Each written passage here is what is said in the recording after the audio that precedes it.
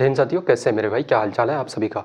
देखना मेरे दोस्त, ये क्लास टॉप 15 की सीरीज हम लोगों की कंटिन्यू चल रही है मेरे भाई। और इस क्लास में भी 15 नहीं, आज हम लोग 15 से भी कुछ ज़्यादा सवाल हम लोग लगाएंगे और सारे के सारे एक्सपेक्टेड क्वेश्चंस होंगे जो कि PYQs बेस्ड होंगे मेरे दोस्त। और सबसे ज़्यादा मैक्सिमम सवाल ऐसे भी सवाल इसमें इंक्लूड किए गए हैं इस सेट में, जो मेरे भाई आपके पिछले कई शिफ्टों में पूछे गए सवाल होंगे दोस्त, है ना। तो आज की क्लास काफ़ी इंपॉर्टेंट रहने वाली है हम लोगों के लिए, क्योंकि एक से बढ़ के एक सवाल हम लोग करेंगे। देखना आज के सेट का बिल्कुल हम लोग समय को बर्बाद नहीं करते हैं भाई। पहला सवाल हम लोग लगाते हैं कि अवलोकन पूरा का पूरा नंबर दिया गया 81, 45, 44, आपका 54, और क्या बोला गया है कि इसका समांतर माध्य बताओ भाई क्या हो जाएगा, है ना। माध्य समझते हो? एवरेज मेरे दोस्त। सिंपल सा समझो कि क्या होता है एवरेज मेरे भाई, है ना। अगर इसका एवरेज आप निकालोगे, एक तो बेसिक तरीका होता है कि सबको जोड़ दो टोटल नंबर से मेरे भाई, अब क्या कर दो, भाग दे दो। लेकिन क्या हम लोग उस तरीके से बनाएंगे? तो देखना, सबसे पहले नंबर कितना है आपका 81। पहले आपको दिखा देते हैं चीजों को कि भाई चीजें बनती कैसे है ना। 81, 45, उसके बाद कितना 54, 72, 54, 72, 2 सेकंड में इस सवाल को उड़ाओगे आप, है ना। फिर कितना है 63 आप, उसके बाद कितना 90, फिर मेरे भाई 36, कितना हो जाएगा 36, 27 और आपका 45। अच्छा, इसका अगर एवरेज आप निकालोगे तो एवरेज के लिए हम लोग जानते हैं कि भाई एवरेज के लिए हम लोग फॉर्मूला क्या होता है कि यार ऊपर में तो सम लिखो, नीचे में आपका टोटल मेरे भाई क्या होना चाहिए, तो नंबर होना चाहिए, है ना। नीचे में क्या होना चाहिए, तो टोटल आपका नंबर मेरे दोस्त। अच्छा, इस पूरे पार्ट को क्या करना है, आपको जोड़ना है। और मेरे भाई टोटल कितना नंबर है, 1 2 3 4 5 6 7 8 और एक आपका 9 नंबर। तो हम लोग एक बार क्या करते हैं कि यार ऑप्शंस को उठा लेते हैं, ट्रिक से हम लोग उड़ाएंगे इस सवाल को। 54 हो जाएगा, ऑप्शन नंबर बी कितना मेरे भाई, तो आपका 57, ऑप्शन नंबर सी 60 और ऑप्शन नंबर डी बोलोगे भैया कितना है, तो आपका 63। सभी ऑप्शंस का क्या है मेरे भाई, तो इकाई का अंक क्या है, अलग है। यहाँ पे 4, यहाँ पे 7, यहाँ पे 0, यहाँ पे 3। तो बोलोगे जब भी मेरे भाई यूनिट डिजिट सबका अलग है, तो हम लोग क्या करेंगे, पूरा का पूरा नंबर को ना जोड़ के सिर्फ अगर इकाई अंक को हम लोग अगर पकड़ ले, जोड़ना शुरू कर दे, तो आसानी से हम लोगों का उत्तर मेरे दोस्त निकल जाएगा। तो हम लोग यहाँ पे जोड़ते हैं, 1 और 5 6 और 4 10, 10 और 2 12, 12 और 3 15। 15 का यूनिट डिजिट आप ले लो 5 होता है, 5 और 0 0 आपका 5 हो जाएगा। और 6 मेरे भाई 11, 11 का यूनिट डिजिट 1, 1 और 7 8, 8 और 5 13, 13 का इकाई अंक कितना आपका 3। और टोटल नंबर कितना है यहाँ से यहाँ तक, तो बोलोगे भैया 9 है। अब मुझे बताओ कि इस 9 को कितना से आप गुना करोगे कि इकाई अंक आपका 3 आ जाए। जैसे कि मेरे भाई हम लोग ऐसे लिख सकते हैं कि 9x में ये 3 आना चाहिए यूनिट डिजिट, तो x के जगह में ऐसा आप क्या रखोगे कि भाई 3 आ जाए। तो क्या हम लोग 7 रखें, अगर जैसे 4 रखते हैं तो 9 गुना 4 अगर आप करोगे तो मेरे भाई आपका कितना हो जाएगा 36। यहाँ पे 6 होना चाहिए था, यहाँ पे 3 है, ऑप्शन नंबर ए नहीं हो सकता है। 9 गुना मेरे भाई अगर इसको रखते हैं 57 को रखते हैं, यानी कि 7 को अगर रखोगे यहाँ पे, तो 9 गुना 7 63, 63 का यूनिट डिजिट 3 होता है। Option number B correct answer हो जाएगा इस सवाल का, है ना। तो इकाई अंक से ऐसे सवालों को उड़ाया जा सकता है, कोई दिक्कत की बात नहीं है। बोलोगे भैया ऑप्शन नंबर बी इस सवाल का भाई बिल्कुल करेक्ट उत्तर हो जाएगा। हर एक सवाल के लिए बेस्ट अप्रोच ऐसे ऐसे दिए जाएंगे जो विद इन सेकंड मेरे भाई हर एक सवालों को आप उड़ाओगे, है ना। अगला सवाल दिया गया है कि आपका संख्या है मेरे भाई जो कि 72 से विभाज्य है, डिविजिबल है, तो x और y के वर्गों का योग बताओ भाई क्या हो जाएगा, है ना। क्या निकालना है आपको, निकालना है कि x स्क्वायर प्लस का y स्क्वायर का वैल्यू आपका क्या हो जाएगा। तो मुझे एक बात बताओ, यहाँ पे छोटी सी चीज मुझे बताना। अच्छा, ये पूरा का पूरा नंबर किससे विभाज्य है, डिविजिबल है, तो 72 से।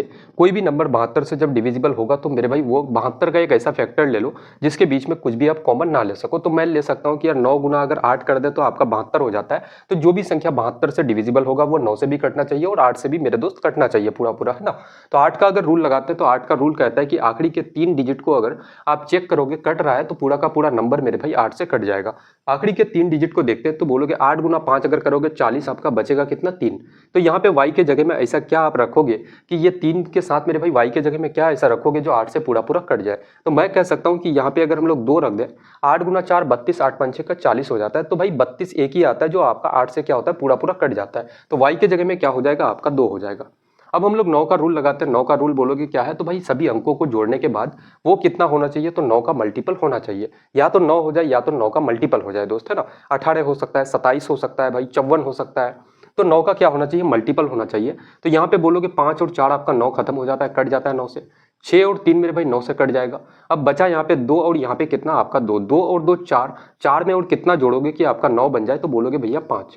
तो इसका मतलब x बराबर कितना हो गया आपका 5 हो गया, y का वैल्यू 2 हो गया। तो हम लोग आसानी से x square plus y square का मान हम लोग बता सकते हैं कितना हो जाएगा। तो भाई 5 का स्क्वायर कर दो, प्लस का आपका 2 का स्क्वायर करोगे, 5 का स्क्वायर 25, 2 का स्क्वायर 4, कितना हो जाएगा 29, 29। कौन सा आपका ऑप्शन है, तो ऑप्शन नंबर 1 करेक्ट आंसर इस सवाल का हो जाएगा दोस्त, है ना।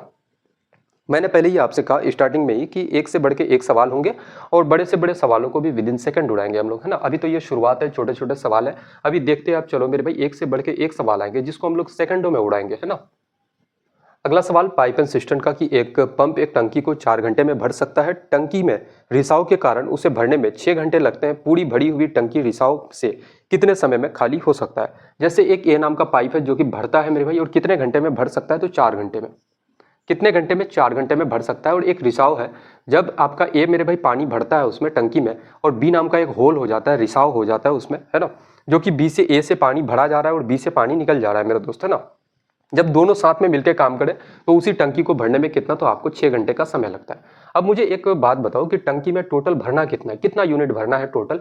तो हम लोग क्या करते हैं, समय का एलसीएम ले लेते हैं। टाइम का एलसीएम कितना हो जाएगा, 6 और 4 का एलसीएम। देखो 6 और 4 का एलसीएम कितना होता है, 12 आपका, है ना। या फिर आप ऐसे बोल सकते हो कि भाई एलसीएम लेने का तरीका आपको बता चुके हैं कि एलसीएम लेने का तरीका क्या है। क्या सबसे बड़ा यूनिट कौन है, 6 और 4 में, तो 6 है।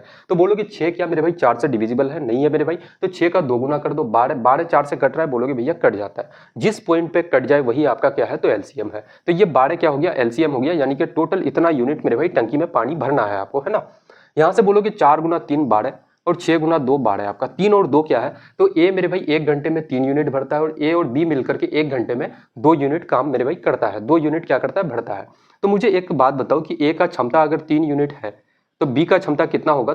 ए मेरे भाई भरता है और बी खाली करता है, तब जाके कितना, 2 यूनिट होता है, यानी कि 3 भरा जा रहा है, एक उसमें खाली होगा, तब जाके कितना हो जाएगा आपका 2 मेरे दोस्त, है ना। तो यहाँ से बोला जा रहा है कि ये जो बी नाम का पाइप है या फिर बी नाम का जो होल है, वो इस 12 यूनिट मेरे भाई पानी को कितने समय में खाली करेगा, है ना। तो कितना है, 12 यूनिट, और 1 घंटे में कितना काम करता है बी, तो 1 यूनिट काम करता है। 12 यूनिट काम कितने समय में करेगा, तो आपका 12 घंटे में। 12 घंटा कौन सा ऑप्शन, तो ऑप्शन नंबर बी बिल्कुल करेक्ट उत्तर इस सवाल का हो जाएगा, है ना। अगला सवाल टाइम एंड वर्क का कि ए किसी काम को 6 दिनों में, बी 12 दिनों में, सी 36 दिनों में पूरा करता है। तीनों ने साथ में कार्य शुरू किया। ए ने 3 दिन बाद काम छोड़ दिया और बी ने पूरा होने से 2 दिन पहले काम छोड़ दिया।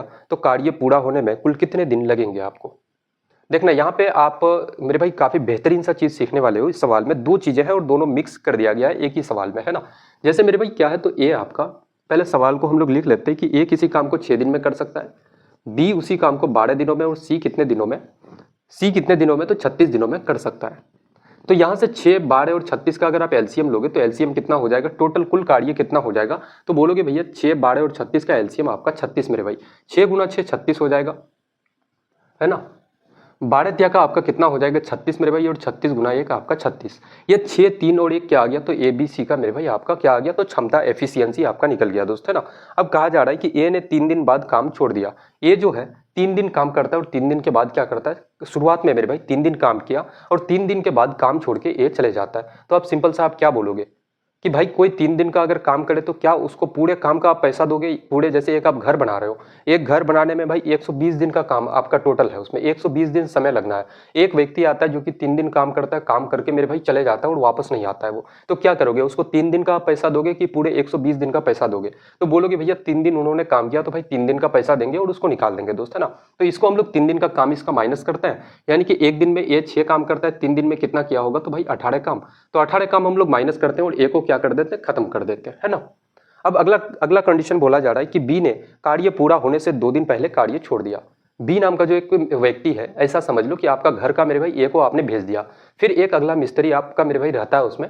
वो मिस्त्री क्या करता है कि आपका 120 दिन का काम कंप्लीट होने के ऊपर में रहता है, और तब मेरे भाई वो क्या करता है कि यार 5 दिन पहले वो काम छोड़ देता है। ऐसा मानो आप, है ना, कि 120 दिन का काम है, वो काम कंप्लीट होने से 5 दिन पहले काम छोड़ देता है, यानी कि 115 दिन काम किया होगा वो। तो आप उसके साथ क्या करोगे, 115 दिन का आप पैसा दोगे या फिर 120 दिन का। एक चतुर चालाक व्यक्ति से अगर पूछा जाए मेरे भाई, तो वो सिंपल सा कहेगा कि भाई मैं उसको 120 दिन का पैसा दूंगा, और मैं उनसे ये चीज कहूंगा कि जो 5 दिन का जो रेस्ट काम जो बचा हुआ है मेरे दोस्त, है ना, जो काम बचा हुआ है उस काम को वो 5 दिन का काम को कभी आकर के वो करके चले जाए, है ना। लेकिन पैसा क्या करेंगे, उसको पूरे 120 दिन का देंगे हम लोग, है ना। और ये चीज कह देंगे कि भाई कभी आप आना और वो 5 दिन का बचा हुआ काम करके चले जाना मेरा दोस्त, है ना।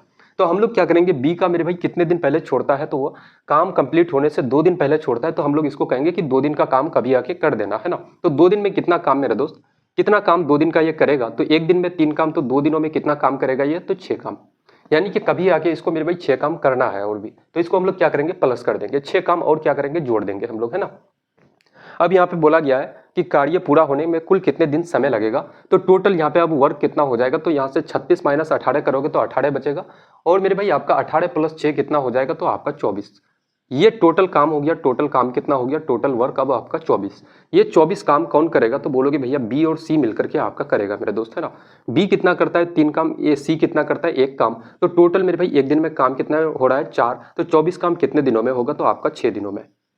कितने दिनों में होगा, 6 दिनों में। कौन सा उत्तर है, तो option number C correct answer हो जाएगा इस सवाल का, है ना। हालांकि देखो ये सवाल भाई 10 सेकंड वाले सवाल है, 10 सेकंड में उड़ा सकते हो, लेकिन इतना समय हम लोग इसलिए लिए ताकि मेरे भाई अगला जो सवाल ऐसे ही पैटर्न के सवाल जब भी आ जाए तो आपको और मेरे भाई समय ना लगे, आसानी से सवाल को समझ करके मेरे भाई आसानी से आप सॉल्व कर पाओ, है ना।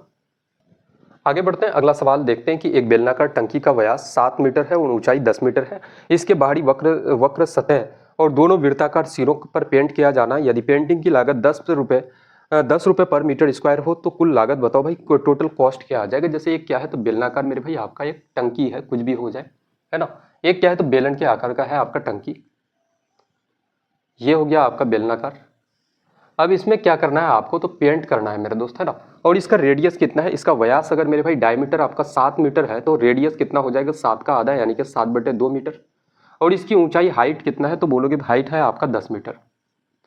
आपको निकालना क्या है, तो आपको कुल लागत निकालना है, कॉस्ट निकालना है। और कॉस्ट के लिए हम लोग जानते हैं कि कॉस्ट क्या होता है, तो एरिया इंटू का आपका मेरे भाई रेट। अगर एरिया को रेट से आप गुना कर दो तो आपका क्या निकल जाएगा, कॉस्ट मेरे भाई निकल जाएगा, कुल खर्चा आपका निकल जाएगा दोस्त, है ना। तो एरिया क्या होता है, बेलन का यहाँ पे बोला गया है कि भाई दोनों वृत्ताकार सिरों पर भी पेंट किया जाना है, यानी कि ये वाला साइड भी आपको पेंट करना है और ये सिरा भी आपको मेरे भाई पेंट करना है। इसका मतलब कर्व एरिया तो आप पेंट करोगे ही करोगे, है ना, लेकिन साथ में दोनों सिरों को भी आप पेंट करोगे, तो इसका मतलब पूरा का पूरा शेप को आपको मेरे भाई पेंट करना है। तो हम लोग सिंपल सा जानते हैं कि जब भी पूरा शेप हम लोग किसी चीज का पेंट करते हैं तो हम लोग उसका टोटल सरफेस एरिया निकाल लेते हैं दोस्त, है ना। लेकिन ऐसा होता कि दोनों सरफेस, दोनों साइड का मेरे भाई अगर छोड़ दिया जाता, दोनों सिरे का अगर दोनों सिरे को छोड़ देता, पेंट नहीं करता, तो इसका हम लोग क्या निकालते, तो कर्व सरफेस एरिया निकालते दोस्त, है ना। लेकिन दोनों सिरों को अगर इंक्लूड किया गया, इसका मतलब टोटल सरफेस एरिया हम लोगों को निकालना है। टोटल सरफेस एरिया क्या हो जाएगा, तो बोलोगे भैया आपका 2 पाई क्या हो जाएगा मेरे भाई, 2 पाई आर इंटू का आपका आर प्लस का एच। और रेट कितना है, 10 रुपए पर मीटर स्क्वायर। तो यहाँ से हम लोग बोल सकते हैं, हालांकि इस सवाल का उत्तर मैं विद इन सेकंड आपको बता सकता हूँ। जैसे मेरे भाई अगर सेकंडों में उत्तर चाहते हो तो वो भी सीख लो कि इस सवाल को बिना कैलकुलेट करे मेरे भाई चीज़ों को आसानी से आप उत्तर दे सकते हो बिना सॉल्व किए। कितना है, 2970। ऑप्शन नंबर सी कितना हो जाएगा, तो आपका 3100। और ऑप्शन नंबर डी कितना हो जाएगा, तो आपका 3200। हालांकि पूरा सॉल्व करके भी दिखाएंगे, कोई दिक्कत की बात नहीं है। जैसे ही मेरे भाई आपने फॉर्मूला लिखा, ये सब मेरे भाई कहानी इतना करने की जरूरत नहीं है। जैसे ही आपने फॉर्मूला लिखा तो यहाँ से आप देख सकते हो कि जो भी उत्तर होगा उसमें तो मेरे भाई जीरो होगा, जीरो सभी ऑप्शंस में है। हम लोग बोल सकते हैं कि यहाँ पे क्या है, तो आपका पाई है। पाई का वैल्यू कितना होता है, तो 22/7, है ना। पाई का वैल्यू 22/7 होता है। क्या ये 22 को मेरे भाई नीचे डिनोमिनेटर में कोई वैसा नंबर आपको दिख रहा है जो इस 22 को काट सकता है, नहीं काट सकता भाई, कोई नंबर नहीं है। तो जो भी उत्तर होगा वो क्या होगा, 22 को हम लोग क्या लिखते हैं, तो 11 गुना 2 लिखते हैं, यानी कि जो भी उत्तर होगा 11 का क्या होगा, तो मल्टीपल आपका होगा दोस्त। क्या होगा, 11 का मल्टीपल होगा। 11 का मल्टीपल 28 आपका नहीं हो सकता, 31 नहीं हो सकता, 32 आपका नहीं हो सकता। यही एक ऑप्शन बचता है, option number B correct answer हो जाएगा, है ना। 5 सेकंड में मेरे भाई उड़ा सकते हो, बड़ा सवाल है, 5 सेकंड बहुत है इस सवाल के लिए। देखो अब हम लोग इसको अगर सॉल्व करना चाहें तो आसानी से हम लोग सॉल्व कर सकते हैं। पहला ट्रिक तो आपको बता चुके हैं कि भाई पाई है तो आप 11 का मल्टीपल भी आप चेक कर लेना, चेक कर सकते हो। यहाँ से बोलोगे जैसे 2 और 7 आपका 9 हो रहा है, 9 माइनस 9 करोगे, पूरा पूरा मेरे भाई नंबर आपका 11 से कट रहा है दोस्त, है ना। अगला देखते हैं, इसको अगर सॉल्व करना चाहते हो तो हम लोग इसको सॉल्व करके भी दिखाते हैं, कोई दिक्कत की बात नहीं है। जैसे कितना है, तो आपका 2 हो जाएगा, पाई का वैल्यू 22/7 हो जाएगा, रेडियस कितना है, तो 7/2। फिर यहाँ पे रेडियस और हाइट को जोड़ोगे, रेडियस और हाइट को जोड़ोगे यानी कि 7/2 प्लस का आपका 10 और गुना कितना आपका 10। कितना हो जाएगा, 7 से 7 खत्म, 2 से 2 खत्म, कितना बचेगा 22। और गुना कितना, 2 गुना 10 आपका 20, 20 और 7 आपका 27, 27/2 गुना कितना आपका 10। यहाँ से अगर काटोगे 2 से इस 22 को काटोगे 11 बार से, कितना हो जाएगा 27 गुना 1 आपका मेरे भाई, यहाँ से अगर गुना करोगे 27 गुना 1 27, 27 और 2 आपका 29 और आपका कितना 10 यानी कि 2970 रुपये। 2970 कौन सा, तो ऑप्शन नंबर बी बिल्कुल आपका करेक्ट उत्तर इस सवाल का हो जाएगा दोस्त, है ना। तो एक तो ये हो गया बेसिक तरीका जिसमें आपके एरर होने के चांसेस बहुत ज़्यादा हैं। क्यों है मेरे भाई, क्योंकि यहाँ पे चीज़ों को आप काटोगे, कैलकुलेट करोगे, गुना करोगे, भागा करोगे, लेकिन जब आप सीधे सीधे पाई वाला ट्रिक लगाओगे कि भाई जो भी उत्तर होगा 11 का मल्टीपल, एरर होने के कोई चांसेस नहीं है, है ना। एरर होने के मेरे भाई कोई चांसेस नहीं है वैसे कंडीशन में। अगला सवाल देखते हैं कि किसी डेटा का माध्य 45, माध्यक 70 और डेटा का बहुलक ज्ञात करना है। बहुलक क्या हो जाएगा? इसके लिए फॉर्मूला होता है कि बहुलक यानी कि मोड अगर आपको निकालना हो, आपको मेरे भाई मोड निकालना, तो इसके लिए फॉर्मूला होता है 3 मीडियन। क्या हो जाएगा? 3 मेरे भाई माध्यक आपका, है ना, हम लोग मेड लिख देते हैं, और माइनस का क्या करोगे तो आपका 2 माध्य मेरे भाई, तो माध्य लिखना तो इसको हम लोग हिंदी में लिख देते हैं ताकि दोनों चीज़ें अलग अलग हम लोगों को दिखे थोड़ा सा, है ना। तो यहाँ से अगर बोलोगे तो भैया क्या हो जाएगा, यहाँ से क्या हो जाएगा, मोड आपको निकालना है 3 इंटू माध्यक कितना है मेरे भाई, तो आपका माध्यक 70 है। 3 गुना आप 70 करोगे माइनस 2 गुना माध्य कितना हो जाएगा, मीन कितना हो जाएगा, तो आपका 45, है ना। मीन कितना हो जाएगा, या फिर यहाँ पे मीन लिखना चाहते हो लिख सकते हो, कोई दिक्कत की बात नहीं है दोस्त, है ना। 2 इंटू का मीन आपका। अब यहाँ पे बोलोगे कितना हो जाएगा, तो आपका मेरे भाई 45। 70 गुना 3 करोगे 210, माइनस 45 गुना 2 90, कितना बचेगा, तो 0, और 21 माइनस 9 करोगे तो आपका कितना 12, यानी कि 120 के बराबर। 120 कौन सा, तो ऑप्शन नंबर 1 करेक्ट आंसर हो जाएगा इस सवाल का, है ना। कोई दम नहीं है, ऐसे सवाल मेरे भाई बहुत सारे लोग करवा रहे हैं आजकल, है ना। लेकिन ऐसे सवाल मैं चाहता हूं कि यार कुछ डिफरेंट किया जाए। देखो जो बेसिक छोटा छोटा सवाल है वो तो इजीली आप एग्जाम में आप भी कर सकते हो, है ना। लेकिन जो मेरे भाई डिफिकल्टी लेवल वाले सवाल आ जाए, उन सवालों को सॉल्व करके ही आपका सिलेक्शन हो सकता है। आप सोचोगे कि आसान आसान से सवाल सॉल्व करके आपका सिलेक्शन हो जाएगा, तो कतई सिलेक्शन नहीं होने वाला। क्यों नहीं होगा, उसके पीछे का रीजन समझो। क्योंकि मेरे भाई आप भी आसान से सवालों को सॉल्व कर सकते हो, आपके जो मेरे भाई बगल वाले बच्चे बैठे होंगे एग्जाम दे रहे होंगे वो भी सॉल्व कर सकता है। लगभग एटलीस्ट मैं कह सकता हूं कि यार 70% बच्चे आसान से सवालों को सॉल्व करके आ जाते हैं। लेकिन जो डिफिकल्ट क्वेश्चंस होते हैं ना, उनको मेरे भाई आप भी नहीं सॉल्व कर पाते। और जो अच्छे बच्चे मतलब ऐसे होते हैं जिनका प्रिपरेशन कंप्लीट हुआ रहता है, तो वो क्या करते हैं कि आसानी से मेरे भाई बड़े बड़े डेटा वाले हाई कैलकुलेटिव वाले सवालों को मेरे भाई आसानी से सॉल्व करके आते हैं, और जो कि उसी को क्या करता है, वही उसको रैंक दिला देता है दोस्त, है ना। तो रैंक लेना चाहते हो, अगर मेरे भाई सिलेक्शन लेना चाहते हो बढ़िया काफी अच्छे नंबर से, तो सबसे पहले तो मेरे भाई अच्छे सवालों पे आपको फोकस करना पड़ेगा, है ना। आसान से सवालों से सोचोगे कि भाई आपका अच्छा स्कोर आ जाएगा, तो नहीं आने वाला मेरे दोस्त।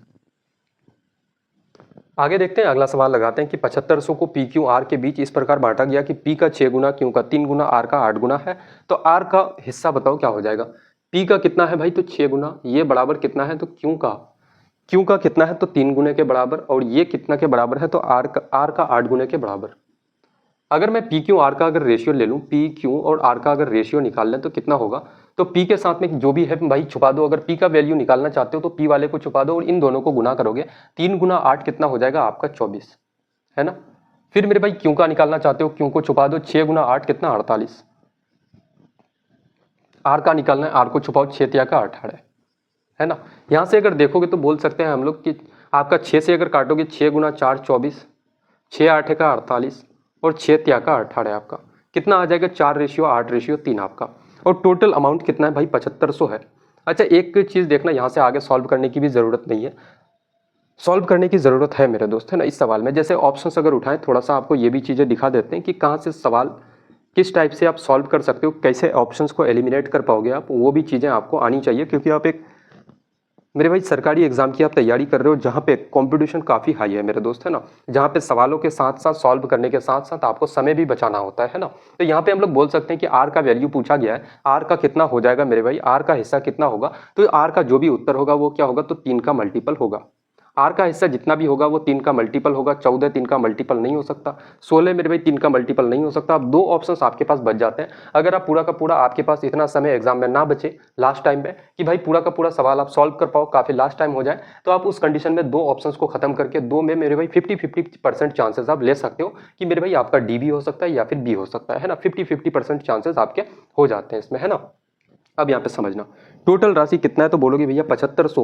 आप इसको इन टुकड़ों में बांट देते हो, यानी कि 8 और 4 12 और 3 आपका 15, यानी कि कितना मेरे भाई, ये जो 7500 है ये 15 यूनिट के बराबर है। आपको आर का हिस्सा निकालना है, तो आर का हिस्सा कितना है, 3 यूनिट। इसी 3 यूनिट का वैल्यू आपसे पूछा गया है, तो मैं सीधे कह सकता हूँ कि 15 से मेरे भाई 75 को काटोगे 5 बार से, और 5 गुना 3 कितना आपका 15, और आपका 2 जीरो, यानी कि 1500 option number B correct answer हो जाएगा इस सवाल का, है ना।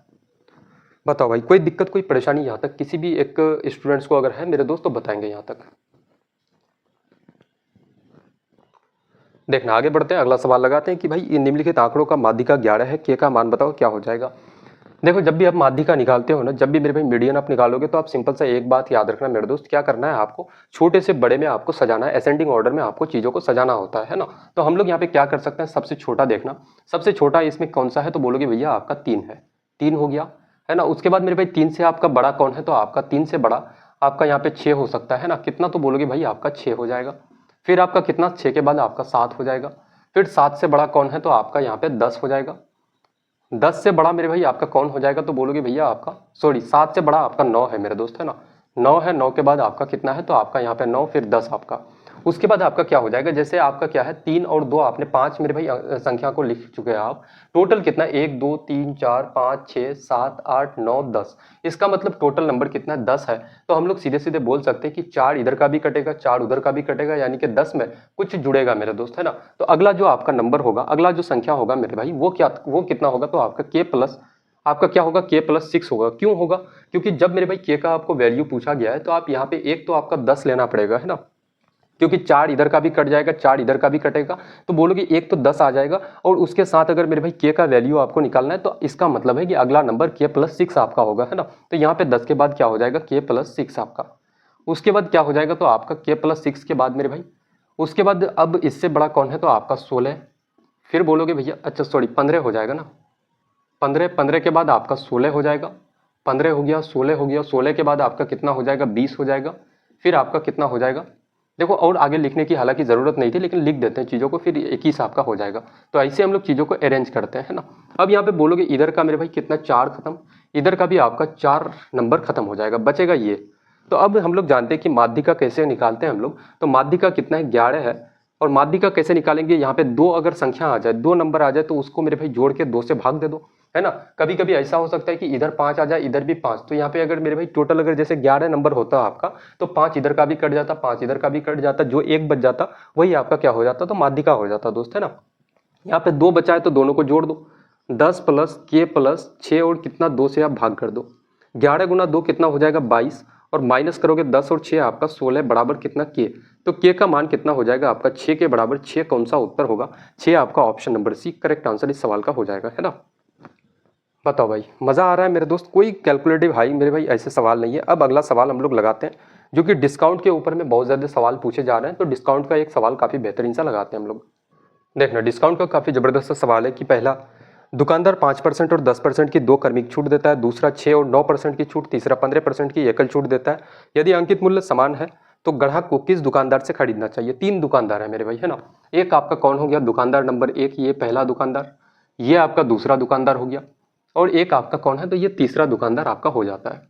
3 दुकानदार है, 3 दुकानदार अलग अलग डिस्काउंट देता है। पहला कितना देता है, 5% और 10% का छूट देता है, 5% और 10% का डिस्काउंट देता है। दूसरा दुकानदार कितना देता है, तो आपको 6% और 9% का छूट देता है, 6% और कितना 9% का डिस्काउंट देता है। और तीसरा मेरे भाई ये आपको 15% का आपको छूट देता है। तो यहाँ से अगर हम लोग निकालें कि 5% और 10% का सिंगल डिस्काउंट कितना हो जाएगा, तो सिंपल सा कुछ नहीं करना, इन दोनों को क्या कर दो, जोड़ दो आप। 10 और 5 कितना हो जाएगा, 15, और इसमें से माइनस कर देना मेरे भाई, इन दोनों को गुना करो, यानी कि कितना, तो आपका हो जाएगा 50, और बटे का कितना कर देना, 100 कर देना।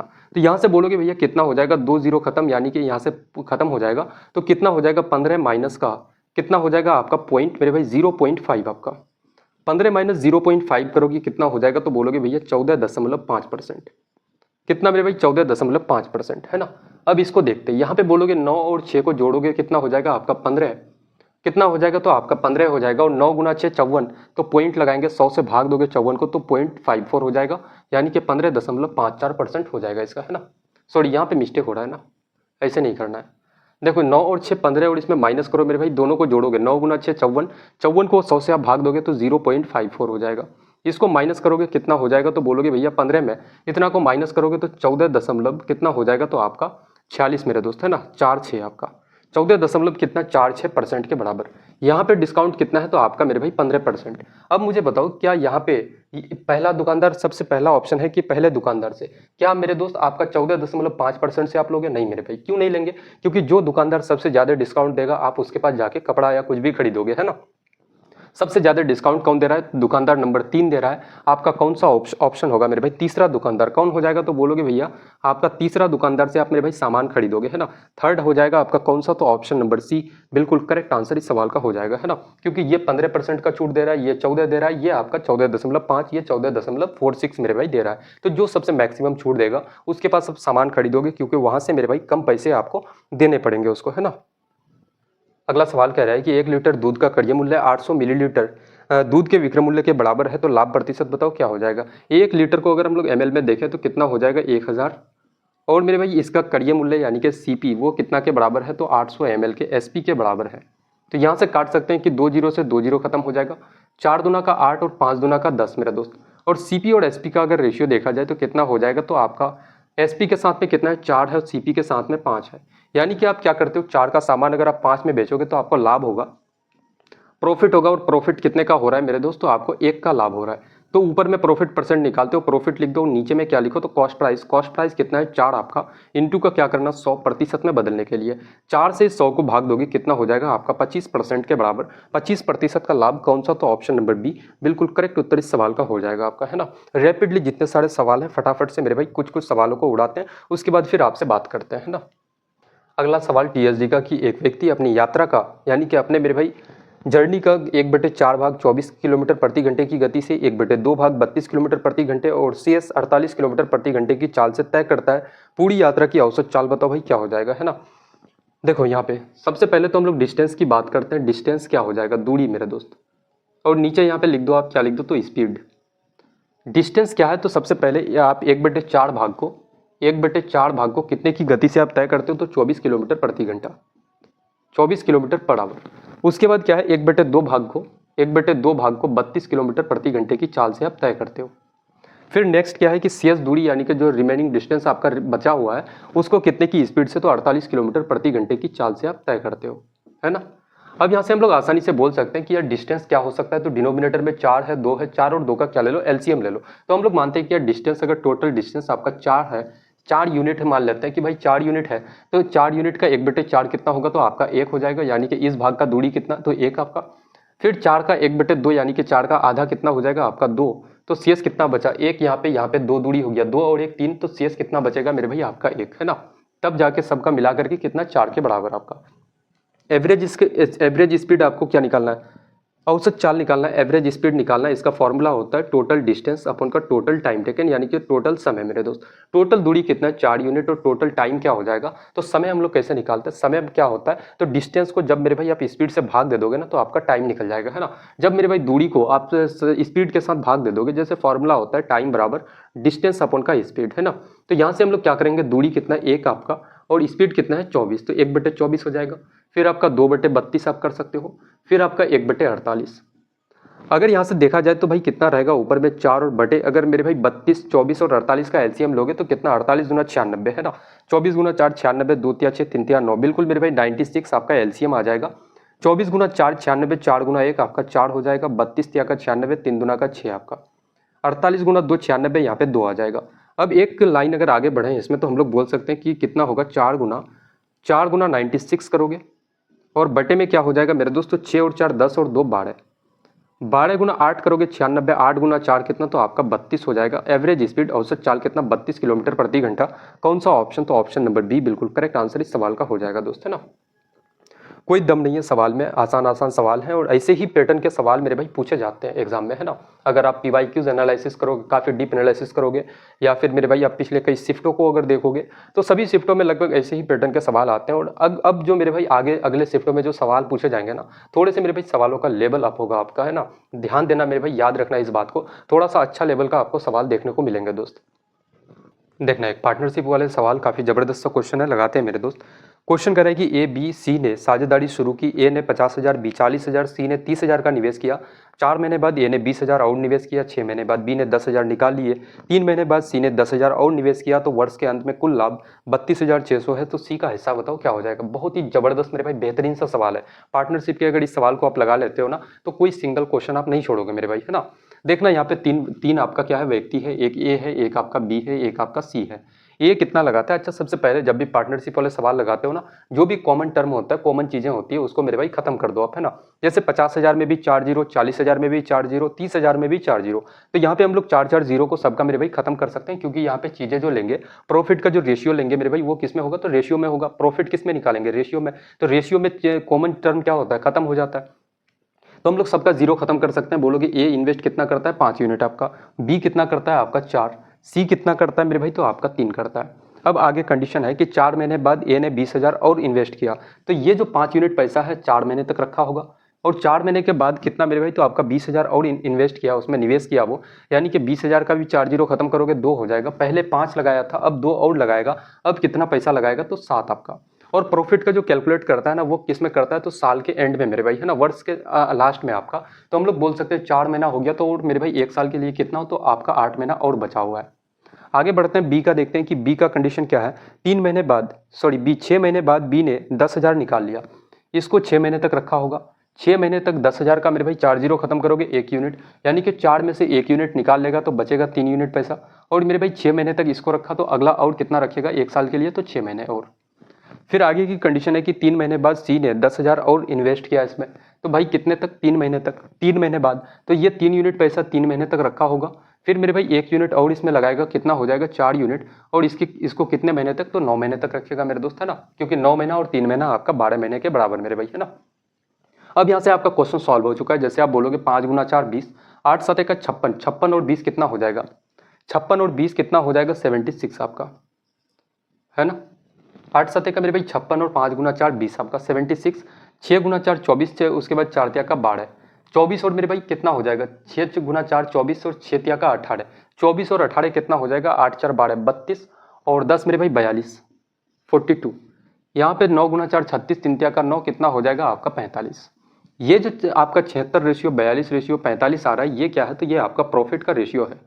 हम लोग जानते हैं कि टोटल प्रॉफिट कितना होता है 32,600 रुपये, और आप करो भैया टोटल लाभ कितना हो रहा है, तो 76 रेशियो 42 रेशियो 45 आपका, यानी कि ये यूनिट रेशियो में है, ये मेरे भाई अमाउंट में आपका। तो हम लोग बोल सकते हैं कि 5 2 7 और 6 आपका 13 है, उसके बाद आपका कितना हो जाएगा, तो 5 और 4 9 और 6 आपका 15, यानी कि 153।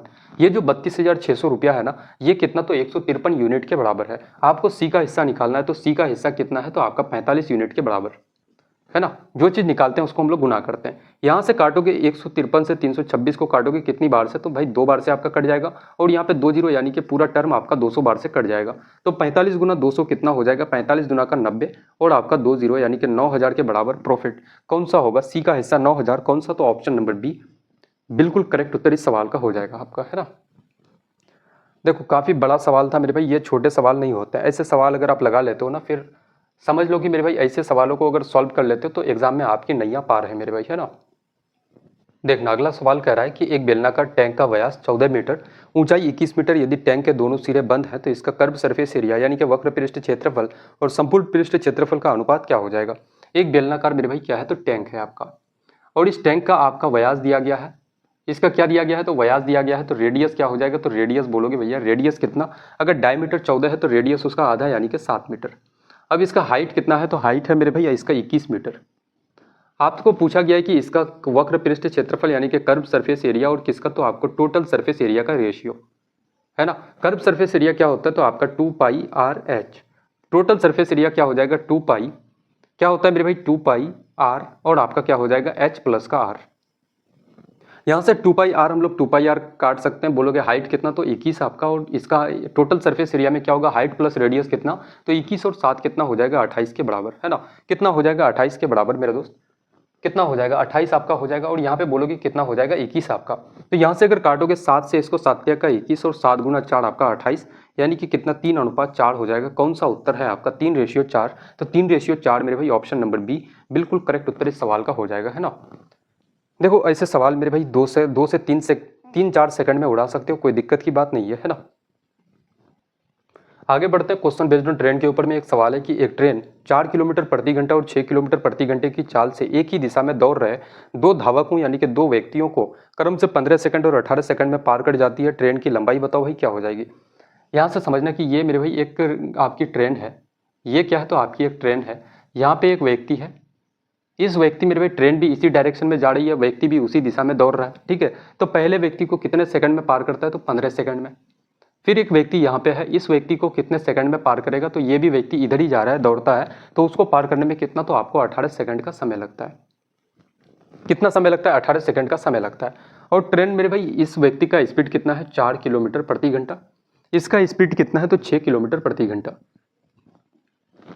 एक हम लोग छोटा सा चीज जानते हैं कि भाई जब भी हम लोग एक कोई ट्रेन किसी पोल को या फिर किसी मेरे भाई ऐसे बोर्ड को या फिर किसी व्यक्ति को पार करे, ऐसे चीज़ को मेरे भाई ऐसे चीज़ को पार करे जिसका खुद का कोई डिस्टेंस ना हो। आपका मुझे बताओ, क्या आप एक व्यक्ति हो, आपका कुछ दूरी है, कोई डिस्टेंस है? तो नहीं है मेरे भाई, है ना। कंपैरिजन किसके, अगर ट्रेन के कंपेयर में हम लोग देखें तो कोई दूरी आप तय नहीं करते हो, तो हम लोग सिंपल सा बोल सकते हैं कोई डिस्टेंस आप मेरे भाई कवर नहीं करते हो, तो हम लोग सिंपल सा बोल सकते हैं कि ट्रेन मेरे भाई जब भी व्यक्ति को पार करेगा तो खुद के लेंथ को पार करेगा। ट्रेन का लेंथ LT हम लोग मान लेते हैं और इसका स्पीड कितना मान लेते हैं कि यार ST मान लेते हैं, स्पीड ऑफ ट्रेन हम लोग, है ना।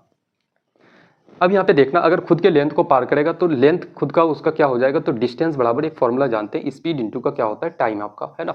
यही फॉर्मूले का यूज करेंगे तो दूरी कितना ट्रेन तय करेगा इस व्यक्ति को पार करेगा, तो भाई खुद के लेंथ के बराबर वो दूरी तय करेगा, यानी कि LT डिस्टेंस तय करेगा। डिस्टेंस के जगह में LT कर दो। स्पीड क्या हो जाएगा, रिलेटिव स्पीड में एक चीज ध्यान रखना कि दो चीजें जब एक ही दिशा में दौड़ रहा हो, सेम डायरेक्शन में मूव करे, ट्रेन भी इधर जा रही है, व्यक्ति भी इधर जा रहा हो, तो दोनों के स्पीड का मेरे भाई अंतर ले लेना आप, है ना। तो अंतर कितना हो जाएगा, ST माइनस का 4 करोगे और ये किलोमीटर प्रति घंटा में मीटर पर सेकंड में बदल दो, क्योंकि यहाँ पे समय आपका सेकंड में है, तो बोलोगे भैया कितना हो जाएगा, 5/18 आपका, है ना। 5/18 से आप गुना कर दोगे तो ये मीटर पर सेकंड में आपका बदल जाएगा। उसके बाद टाइम कितना है, तो आपका 15 सेकंड। उसके बाद अगला देखते हैं, ये तो मेरे भाई आपका एक पार्ट हो गया। अब दूसरा हम लोग यहाँ से सेम चीज़ को उठाते हैं, ये एक चीज़ हो गया, इसको हम लोग इक्वेशन नंबर 1 मान ले सकते हैं, या फिर इसको पहला इक्वेशन कुछ भी आप मान लो।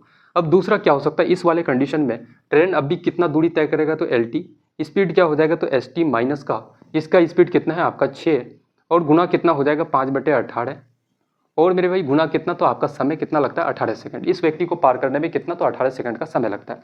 अब इसको हम लोग मान लेते हैं कि भाई ये दूसरा आपका इक्वेशन है, ये क्या है, दूसरा है।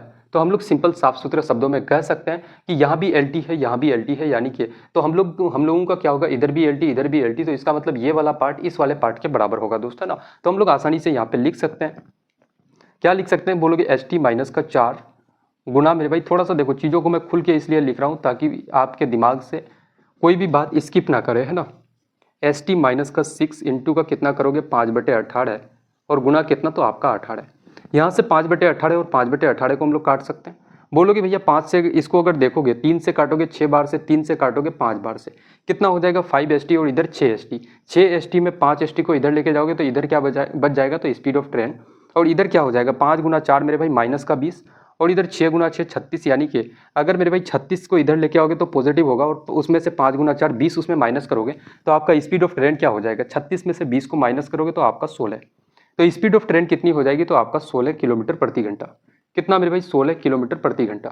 तो हम लोग आसानी से निकाल सकते हैं कि आपको पूछा क्या गया है, आपको पूछा गया है कि लेंथ ऑफ ट्रेन क्या हो जाएगा, तो किसी भी एक पार्ट में इसका वैल्यू बिठा दो, आपका मेरे भाई उत्तर आ जाएगा। जैसे मैं इक्वेशन नंबर 1 पे अगर पुट करूं तो आपका LT कितना होगा, तो ST कितना है 16 माइनस 4 करोगे, जैसे लिख भी देते हैं 16 माइनस का 4 इंटू कितना है आपका 5/18 गुना कितना 15।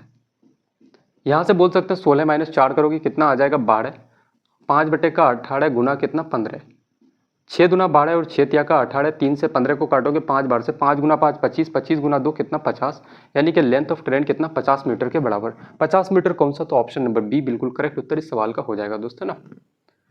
काफी जबरदस्त सवाल था, बेहतरीन सवाल था मेरे दोस्त। आगे बढ़ते हैं, अगला सवाल लगाते हैं कि एक वस्तु पर प्रारंभ से 20% और 10% की अतिरिक्त छूट दी गई, वस्तु पर कुल कितने प्रतिशत का छूट हुआ, तो 20% और 10% का एकल छूट आप निकालोगे, 20% और 10% का सिंगल डिस्काउंट कितना होगा, तो दोनों को क्या कर दो, एकल छूट आपको निकालना है तो आप क्या कर दो, दोनों को जोड़ दो, 20 और 10 कितना मेरे भाई 30 हो जाएगा और माइनस करो, क्या करो, दोनों को एक बार क्या कर दो, गुना कर दो, यानी कि 20 गुना 10 कितना आपका 200 और बटे का कितना आप 100 से इसको भाग दे दो, है ना। 2 जीरो से 2 जीरो खत्म, 30 माइनस 2 करोगे आपका 28% के बराबर। 28% का छूट कौन सा, ऑप्शन नंबर 1 करेक्ट उत्तर हो जाएगा इस सवाल का, है ना। देखो क्वेश्चन कह रहा है कि 4√7 प्लस और 4 माइनस √7 का मध्यानुपाती बताओ, यानी कि मीन प्रोपोर्शन बताओ क्या हो जाएगा। मीन प्रोपोर्शन हम लोग कैसे निकालते हैं, तो बोलोगे भैया रूट लगा दो और दोनों को मेरे भाई साथ में गुना कर दो, यानी कि कितना है 4 प्लस √7 है और क्या हो जाएगा गुना कितना हो जाएगा 4 माइनस का √7 आपका। उसके बाद क्या करोगे, यहाँ से हम लोग देख पा रहे हैं कि ये क्या है, तो a प्लस बी और ये क्या है a माइनस बी, तो a प्लस बी यहाँ पे देखना कि a प्लस बी इंटू का a माइनस बी के लिए फॉर्मूला होता है आपका a² माइनस का b²। तो हम लोग बोल सकते हैं कि a का स्क्वायर यानी कि 4 का स्क्वायर हो जाएगा माइनस b² यानी कि √7 का स्क्वायर, है ना। तो यहाँ से हम लोग बोल सकते हैं कि 4 का स्क्वायर 16 के बराबर, √7 का स्क्वायर, स्क्वायर से रूट खत्म हो जाएगा 7 बचेगा, तो 16 माइनस 7 करोगे तो √9 को तोड़ोगे तो 3 के बराबर है मेरा दोस्त। 3 कौन सा उत्तर? तो ऑप्शन नंबर बी बिल्कुल करेक्ट आंसर इस सवाल का हो जाएगा आपका, है ना। सेकंडों में ऐसे सवालों के उत्तर दिए जा सकते हैं। अब देखना आज के सेट का आखिरी सवाल लगाते हैं, आखिरी क्वेश्चन पहुंच चुके हैं हम लोग। आखिरी सवाल कह रहा है कि 4 अंकों की वो सबसे बड़ी संख्या बताओ जो 10, 11, 8 से विभाजित करने पे प्रत्येक स्थिति में शेषफल 7 प्राप्त होता है। किससे किससे भाग देने पे मेरे भाई? 10 से, फिर आपका 11 से और किससे? 8 से अगर भाग दोगे तो रिमाइंडर कितना आ जाएगा? प्रत्येक स्थिति में शेषफल रिमाइंडर कितना? 7 बचना चाहिए आपका, है ना।